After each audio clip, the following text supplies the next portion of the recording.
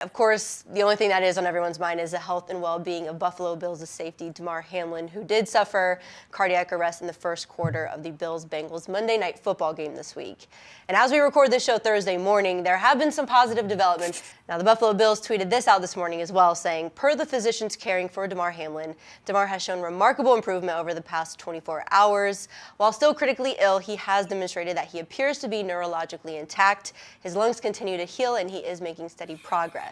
We are grateful for the love and support we have received. Now, obviously, this is a very fluid situation, but as of this filming, Hamlin's status is progressing in a positive manner. And as we mentioned by the Bills, the support for Hamlin has been worldwide. So as of Thursday morning, Hamlin's Toy Drive GoFundMe page has skyrocketed, and the entire sports world has shown support with social media posts and athletes wearing anything that keeps Hamlin on the forefront of people's minds. And let's face it, Andy, what we saw on Monday shook everyone to their core, but has also brought out the best in the sports community. And Cincy Inquirer Bengals reporter Kelsey Conway was there on Monday night, and she shares what she's experienced this week. So take a look. You just don't see any movement. And typically they try to get the ambulance off the field as quickly as they can. And it just wasn't happening. And then I started looking on the field. I'm in the press box at this point. I sit in the first row of the press box. And I keep my eye on Sean McDermott, the Bills head coach. And he was standing around the 50-yard line. And his head was just in his hands. He couldn't even look up. He was squatting. And in front of him was just a ring of Bills players around what was being CPR on Damar Hamlin. And I remember at that moment, I'm like, okay, this is not just any, typical head injury. This is life or death. Well, the first thing that stood out to me was the story that the doctors shared, that when he was able to wake up, that he wrote to his bedside nurse, "Did we win the game?" And the response was, "Yes, you won the game of life." He had no idea what had happened over the last 2 days. So the doctor said, still learning and processing everything that's taken place. And he's not able to talk right now because he has a breathing tube in him.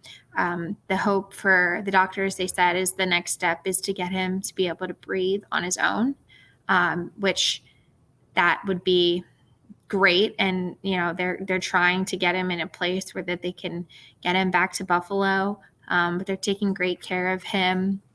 Incredibly positive steps taken over the last couple of days. He has movement in his feet and in his hands. So that was great to hear.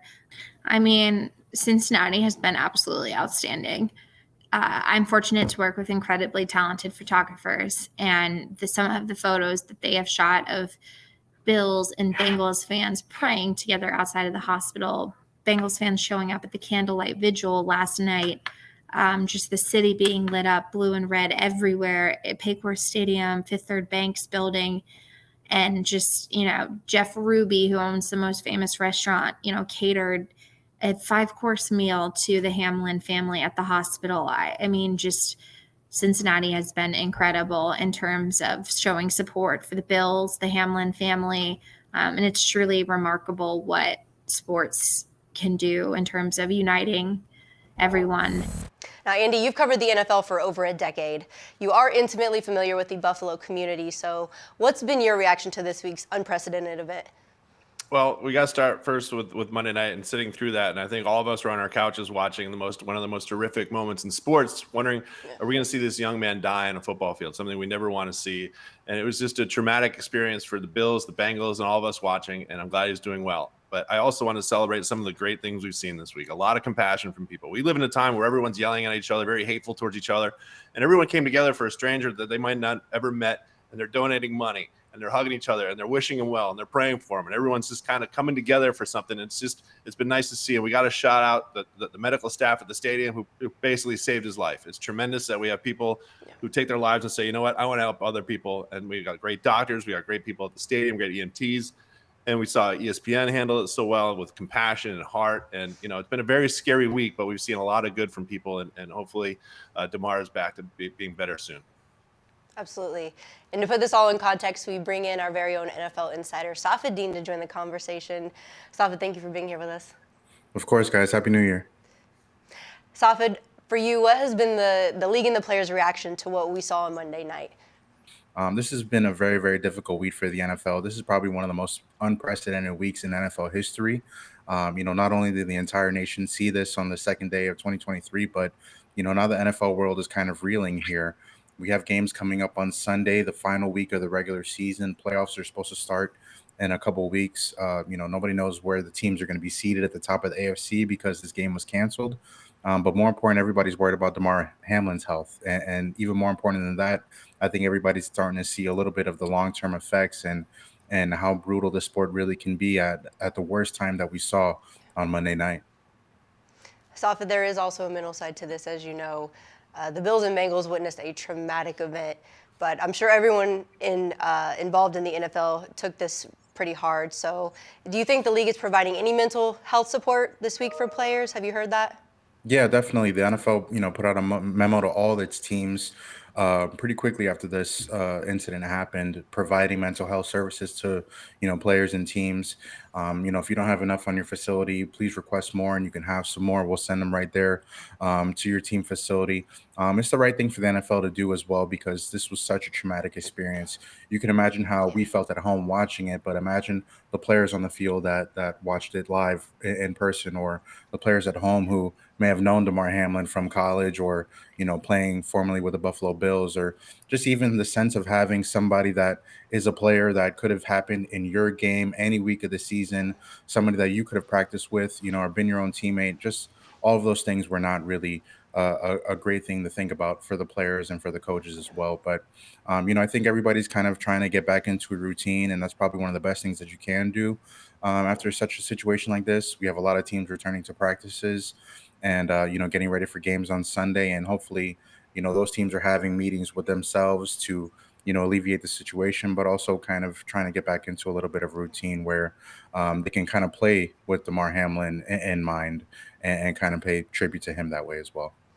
Andy, this hit came on such a routine play, which makes this whole situation even scarier. How do you think the league and the game of football will be seen by the public going forward? I think it's been getting tough over the years, right? We're watching all these players have these head injuries, and it's been more and more people I know are going, before this, were saying, football is getting kind of hard to watch. And what we saw Monday night was the hardest thing we'll have to watch. Hopefully it's the hardest thing we'll have to watch. And I think moving forward, it was a traumatic experience for everyone on the Bills, the Bengals, and everyone watching it on TV. We just we're not programmed to see that kind of stuff live and how to process that and to deal with it. And I think moving forward, it's going to be tough. I think this weekend when we get back to football, it's going to be kind of like, it's going to be hard to kind of watch these games, trying to, remembering what just happened the other night. And I think when we speak of the on-site staff that helped save his life, I think the whole team of people should be at the Super Bowl. There should be something where they're on the field, they're at the coin toss, like what those people did. They saved the young man's life. The games go on. Week 18 is expected to go on as scheduled. My question for both of you is, should they? There is a bye week between the championship games and the Super Bowl. The league could, have moved everything back a week.